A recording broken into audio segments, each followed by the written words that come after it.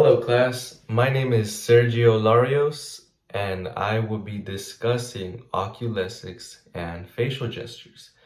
So, first of all, I will be talking about what it exactly means, what it really is, especially oculesics and facial gestures. And then we'll be talking about why we use them and how we use them every day with other people. And then I'll even be giving a few examples at the end just so you guys can get an understanding what it is if you don't know already what it is. All right, so to start things off, I want to explain and define what oculesics is.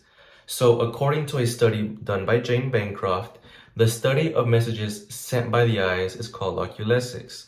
So, basically, oculesics is just a message that you're able to give off and receive through the eyes. We're able to communicate not only through words, through the way I'm speaking to you guys right now, or through hand gestures as well. We're able to do so with our eyes and with our facial expressions. So I'll be diving into how we use them and what we do with them. All right, so now that we know the definitions of facial gestures and oculesics, now I'm able to jump into why this stuff is important.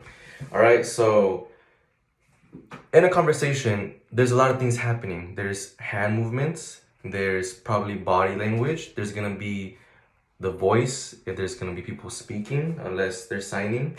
And then there's two other ones that are extremely important, which are the ones I'm focusing on.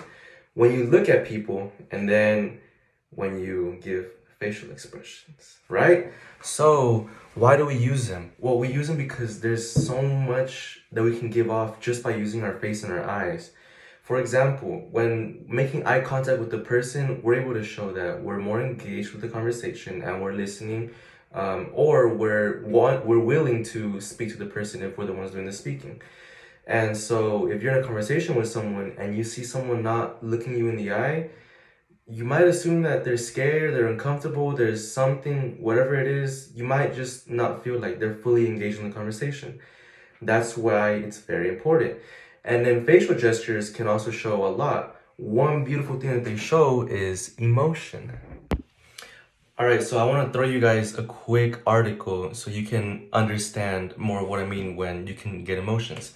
Uh, so, an article done by Mahmoud Hamdan, where he says the human face is extremely expressive, able to express countless emotions without saying a word. And unlike some forms of nonverbal communications, facial expressions are universal. The facial expressions for happiness, sadness, anger, surprise, fear, and disgust are the same across cultures. Okay, so now we need to see why this is so important. There isn't one universal language that we cannot speak to each other. We can't all speak a universal language and understand each other. But facial expressions are a great way to show universally what we are feeling. Universally, the smile is the way to show happiness, and a frown will show sadness.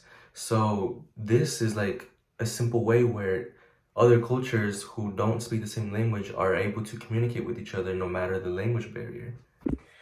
So now there's actually another article written by a man named William where he says in the Latino culture, the smile takes the place of many verbal expressions.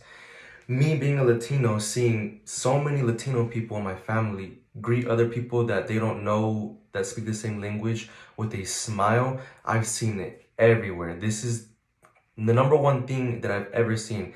It's when a Hispanic person, for me, when a Mexican person doesn't understand what some other person is saying in English, and they'll just give a really friendly smile. I see it all the time. This one is a really big one.